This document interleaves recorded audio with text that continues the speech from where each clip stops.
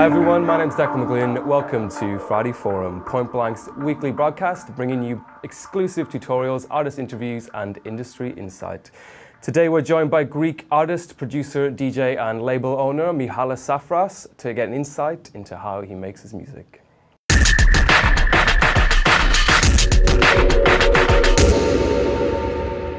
But today we're excited to be joined by MIhalis Safras, who over the past decade has racked up impressive releases for landmark labels like Get Physical, Tool Room, and Skint, as well as remixing trend-setting artists like Kerry Chandler and Booka Shade.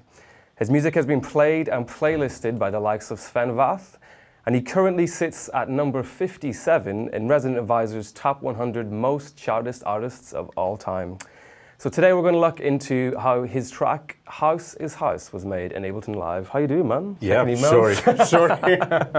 Never switch off. It's important. It's important as an artist. You know, the thing is that this is a part of the profession, always with an iPhone or whatever that is in your hand. I'm good. And you? Yeah, I'm good. So you've been playing in Madrid recently, right? Yeah, we had the Madrid Music Days like 3 days ago. 2 days ago I was in Frankfurt, so you know my head is a bit squared right now. Playing out a lot at the minute, yeah, lately there is always demand, you know, but it's good, it's good. So we were talking before we started the filming, and you just mentioned you're still a vinyl DJ. I mean, why is that? Especially because it looked like you were struggling with the bag over here. Yes, you know the whole story when a vinyl DJ carries a 30-kilo bag, you know. Yeah. And the bad thing is that I don't have, you know, the muscles to do it. So anyway, the main reason why I'm still a vinyl DJ, of course, sometimes, from time to time, I, of course, mix with CDs, but mainly I'm a vinyl DJ because I run like 6 labels, and all of the labels are releasing their music on vinyl. So it's like me trying to sell a product that I'm not supporting. You know what I mean, right? So if I want vinyl sale to grow, then I must show that I play vinyls.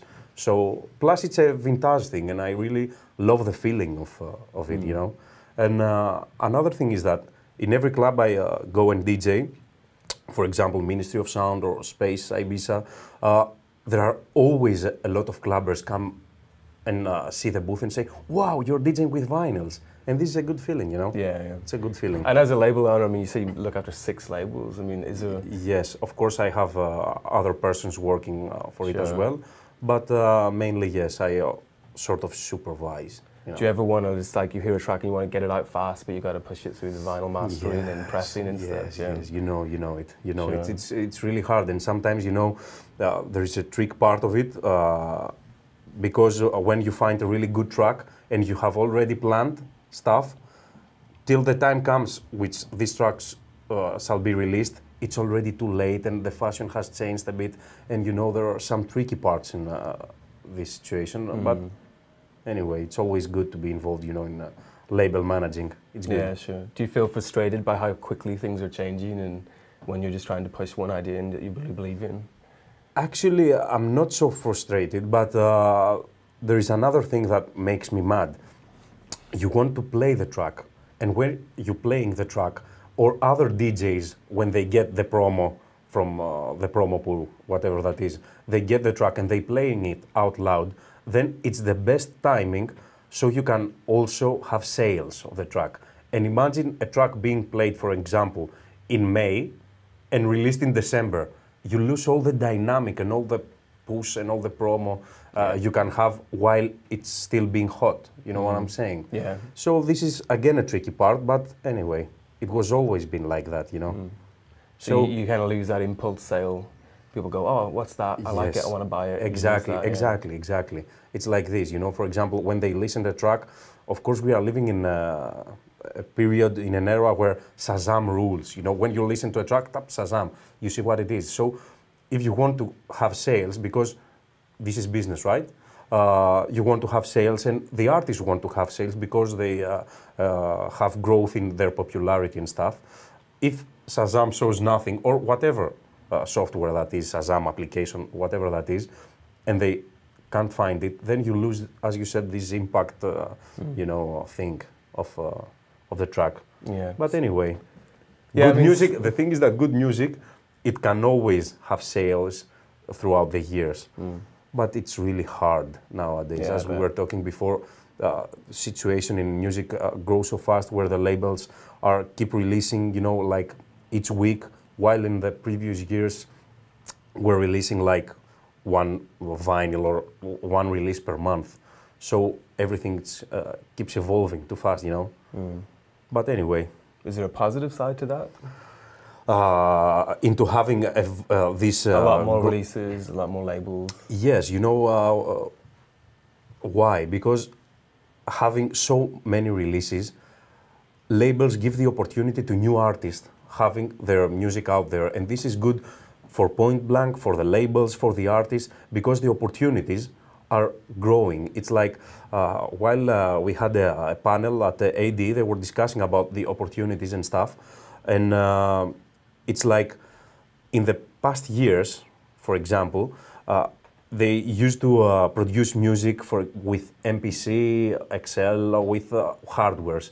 And when the technology and Ableton Live and all these softwares came in, they were having this debate, or which sounds better, you know what I'm saying? But it's always better to have, you know, the softwares and stuff, because right now everybody can produce, even from home studios, you know what I'm saying? Yeah. Almost 50% have home studios. But in the bottom end, this is a good thing, because you have opportunities to create a really nice track, even from your house, you know, from your place, from your apartment, whatever that is. So always having opportunities is a really good thing, even if it's that production or DJing or whatever that is. Yeah. Yeah. And speaking of Ableton Live, I mean, you mentioned you've been producing for more than a decade, is that right? Yes. So what did you start on? What were you producing when you first started? Well, the thing is that I won't say my age, but I'm DJing for like 18 years now. Okay. Of course, tech house was not something that can be described as it is right now. So we were all started from craft work and all this stuff, whatever that is. So I mainly grew up like a techno DJ. You know, I won't say names, but you know, proper banging techno and stuff. So my first releases were towards that direction. So I was more like a techno producer. But if you are into this business, you must follow, you know, the flow.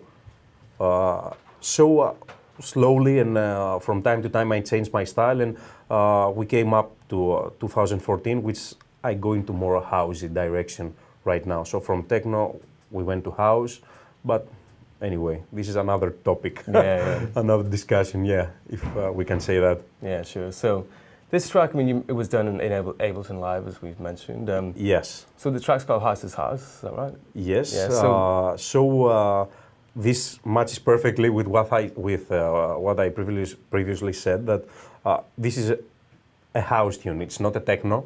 So that means that all elements that we have used into the project are pretty basic, because this is what's all about. I mean, you have to have solid elements, solid parts, which are pretty simple. Not spend too much time into, how can I say, doing tricks and stuff, because this is not dubstep, if you know what I'm saying. That has all the effects and all these, you know, small cuts and breaks, and, you know, it's pretty basic. So this track was made like 1.5 years ago, so it's not super fresh, and it's pretty basic stuff, you know, beats, a bass line, some rims, some effects, of course the synth that's it's building up slowly, and we'll go through it in a moment, I guess. So, do you want to, I guess you've got the kick solo, so it's a good place to start. I mean, yes. Is that from a sample pack or something you made yourself, or? All right, then I will have to look at the camera. This is promo time, guys. So, actually, this kick was part of a sample pack I'm doing for Beatport in September. It's called the 101, in collaboration with an artist called Nikki. This is the kick drum, which is, it's not from a sample pack, it's created by me, but it is part of the sample pack, so whoever likes to buy it in September, they can from Sounds to Sample. And how did you make it? Pretty solid gear, which is MPC. I mean, it's like the king of all hardwares. So when I started this track, I created the kick, like you can hear. I put it. I use the UAD card, the Satellite Quattro, with some effects on. So this is the result we are listening to. So when I started making this track, I didn't have any specific tune in mind. You know, it's like when you're trying to make a draw, right? And you're starting from a small house, whatever that is, and then you see the full picture. So the whole track is a result from me sitting in the studio trying to make some loops, and you know, step by step, you say, oh, this is going really well.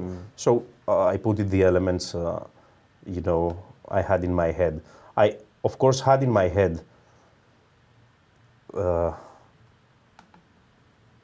this one, you know,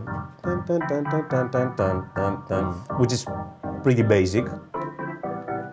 It's not so, it's not like, as I said before, and I think it's pretty important for young producers that we are not aiming to be the next Beethoven, you know. It's pretty simple and pretty solid stuff. Right, so with a riff like that, which of course you use some effects right now, with some reverbs on, so the break can follow. For me, it's pretty solid stuff, and it's always good to make tricks with the VSTs and stuff, but the more simple a track is, I'm assuming you know that, the better the result is. The main focus, at least for me as a DJ, and as a producer, of course, is the final outcome and the output of the track to be 100% perfect regarding the sound. So spending so much time like creating the kick like how I want it to be in the low frequencies. Oh wow, this percussion needs mid frequencies and this and that. It's always good, but sometimes it can be tricky and time wasting. The essential part is when you have an idea and create a track which is mainly beats with a theme. This is what it is, right?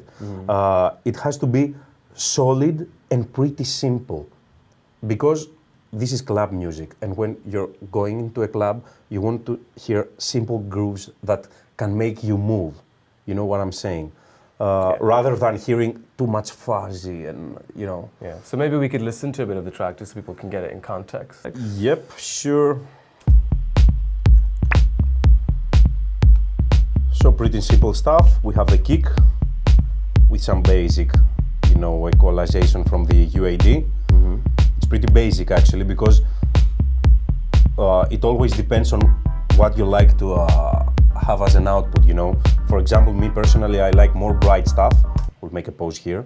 I like more bright stuff, so always when I produce, the high frequencies are always a bit tuned up, you know what I'm saying? Yeah.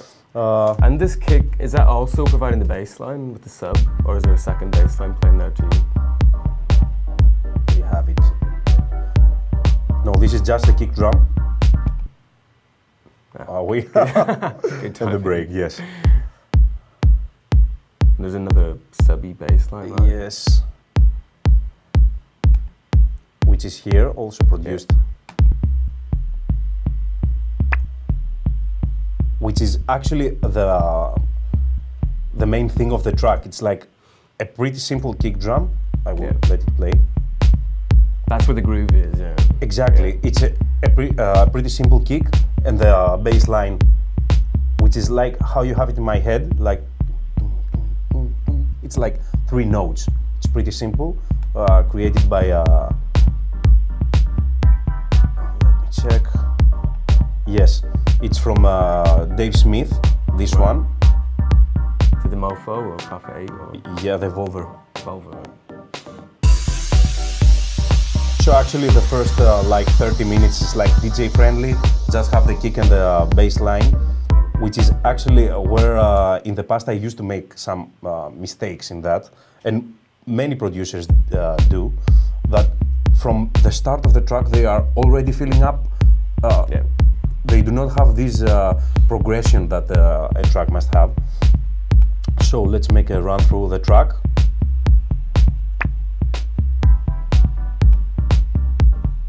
It's, as I said, the kick drum with some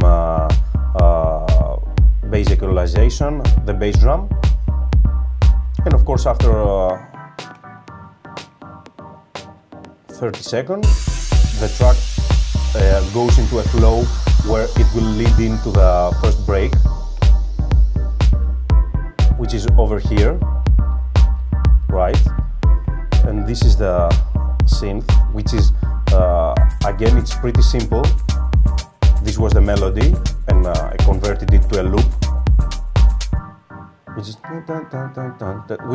pretty simple. It's nothing much, but this is, and here some reverb. Here, as you can see, that before the reverb, before an element comes out, I prefer to open the reverb a little bit so it can leave a tail, you know, like this. Let's listen again.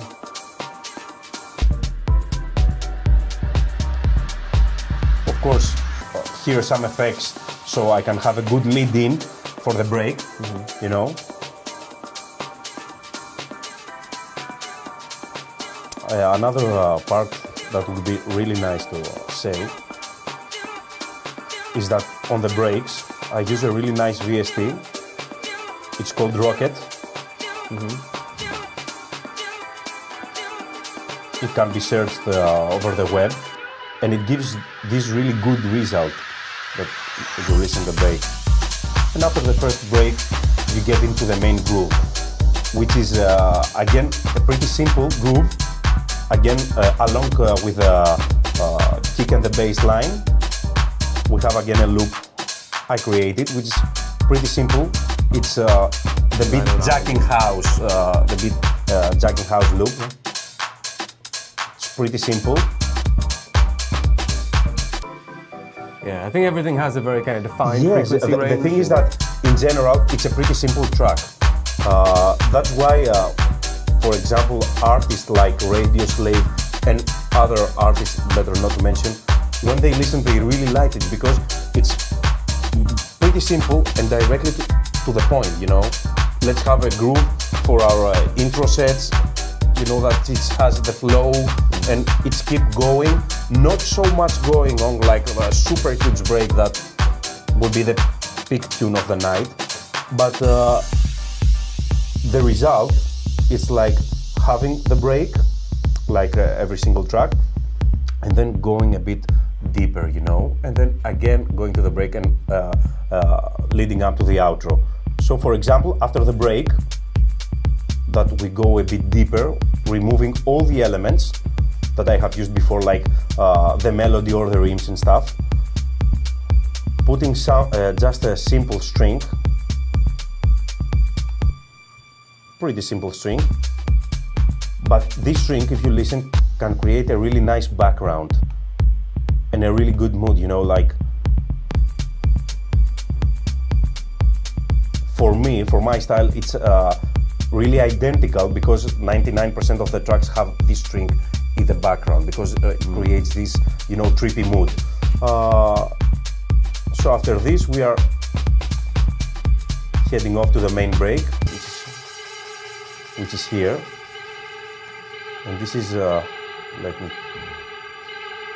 Again, we have the string, as I said before, and according, again, to my style, I prefer in the breaks not having the beat playing in the background, rather than having this pretty silence, you know, because as a DJ, I like to create tracks that I can easily play in a club, and having this emptiness, if I can say so, with a simple string, and this edited vocal, yes, that is rising with some ping pong delay, which is pretty basic for Ableton Live, and some reverb. You can create this atmosphere, you know, which in the club sounds really huge, despite if it sounds really simple. But as I said before, for me simplicity is the key, you know, in having a really good result. So, having this emptiness, and then going back into this simple groove that can easily lead you into the outro of the track.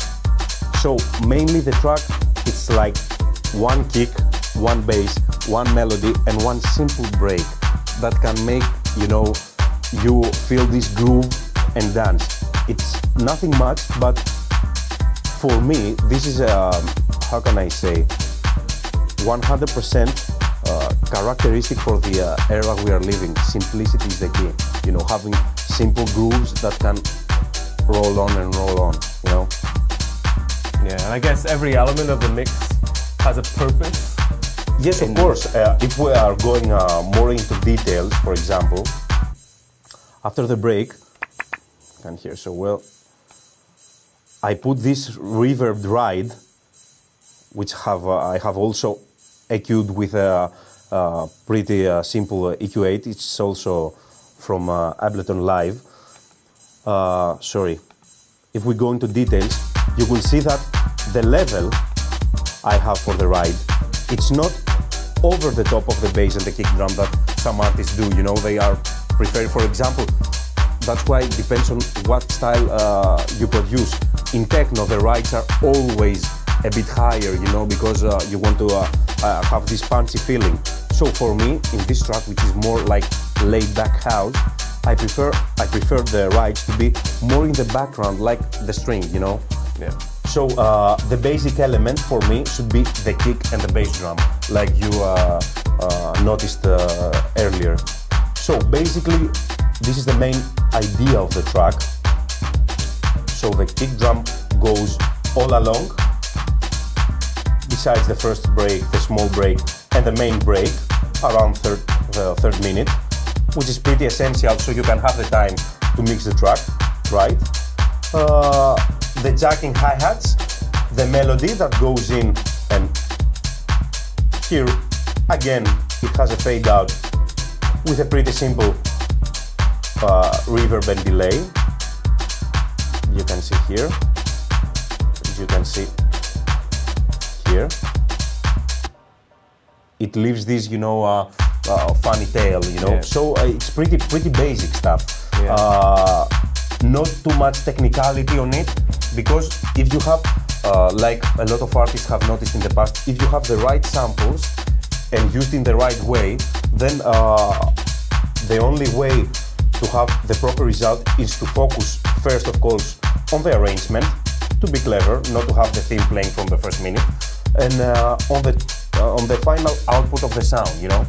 Yeah. So this was basically the track. Yeah, and so you mentioned earlier about how you started this track as a loop, and you were trying to make loops, and you weren't really thinking about, I'm going to make a 6-minute track, it's going to have a breakdown, it's going to have this, going to have that.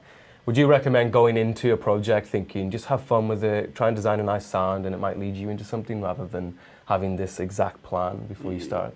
Yeah, I think there are times that you must have a plan. For example, when you make, like last year I did an album for Toolroom, 13 tracks.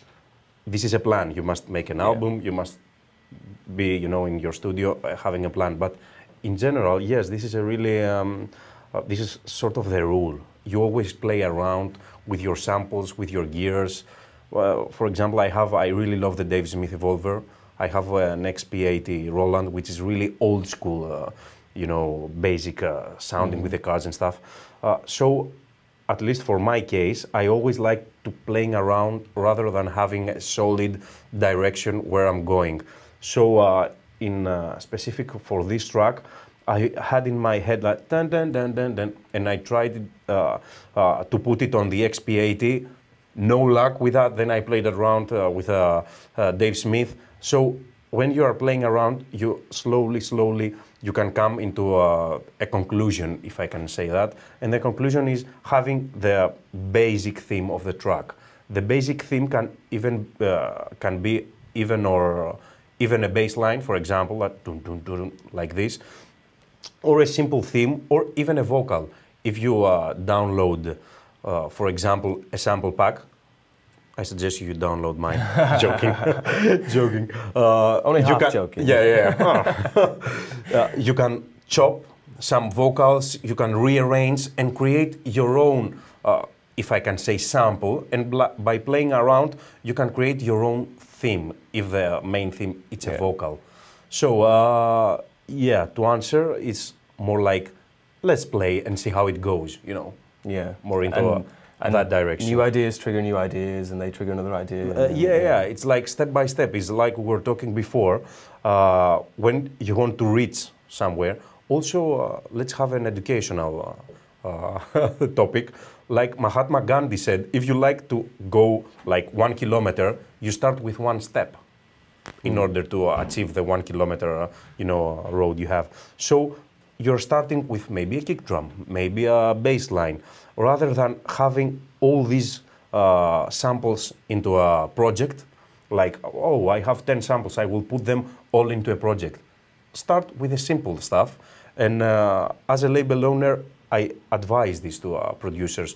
The simple a track is, the better, because it's DJ friendly and everybody can DJ it. If it's super unique and super sophisticated, then it can get tricky. You will have guys that say, oh, this is not good. But if it's simple, it's like when you dress. If you are dressed really simple, nobody, will have bad words, or, what I'm saying. Yeah. So, I mean, you mentioned your label, it's called Material. Yes, yes, Material, yes. Do you get a lot of demo submissions? I mean, what are the trends with the demos you get, and what kind of thing do you like to get, and what kind of thing do you hear a lot that you think consider a problem? Yeah, the thing is that with Material, it started as a techno label. Me and Mark Broom started it together in 2005, 2006, somewhere like that, as only vinyl label. This was the period where the digital shops were growing really fast. So we started as a techno label with some artists that are legends by now. But if you have a label and you consider this not as just fun, but as a proper business, you must follow the trends with the pros and cons. I mean, this is also in fashion, it's the same. So, as the time passes by, Material turned into more tech house to house, if I can say so, label.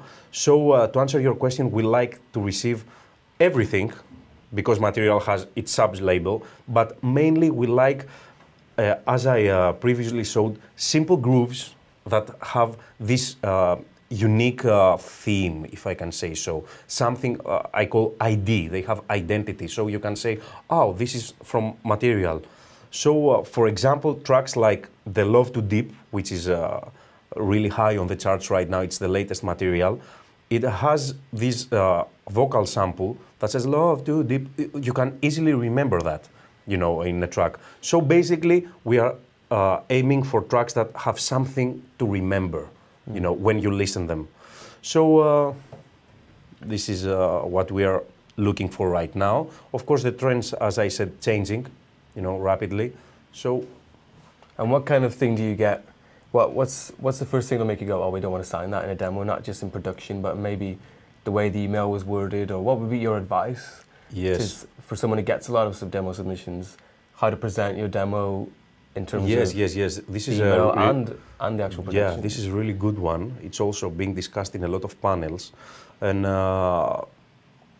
music-wise, what we first of all listen is if it fits our style. So before, not only for a Material label, but in general, if you, example, as a producer, have a unique style and you send to a label that does not release this music, then hello, mistake number one, you know what I'm saying? Yeah. So first of all, listen to the back catalog.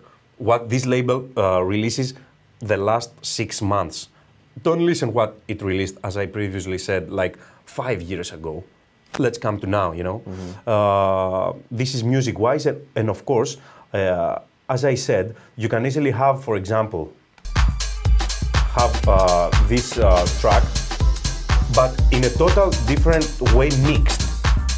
It be more complex, and the final output, the mixing, will be like the kick too low and the rides. These are all things are, how can I say, elements that must be in the same line as the label. So, for example, in Material, you will rarely listen a ride being on top of the kick, which is a total characteristic of techno tracks. So this is regarding music-wise. In terms of how you can promote yourself, and sending demos, I think a really good advice would be having links, not from services that are known. Like I suggest SoundCloud, which is pretty easy. You click, you listen. A lot of labels uses only SoundCloud, like Hot Creations and other pretty famous tech house labels. So a really good suggestion is just make a proper introduction. I am this guy, I'm from there, and I have released there and there, or I haven't released there, which is pretty basic. Your tracks in a pretty simple, how can I say, presentation. This is and of course a really, really bad thing that young producers do, because this is what we are talking about, music and how a track like this or whatever can be out in labels. A really huge mistake they do is like putting in the CC like 100 labels. Nobody will ever listen these mails. So try to be as short as you can and as more as to the point, if I can say so. So basically, it works like that, you know. Yeah.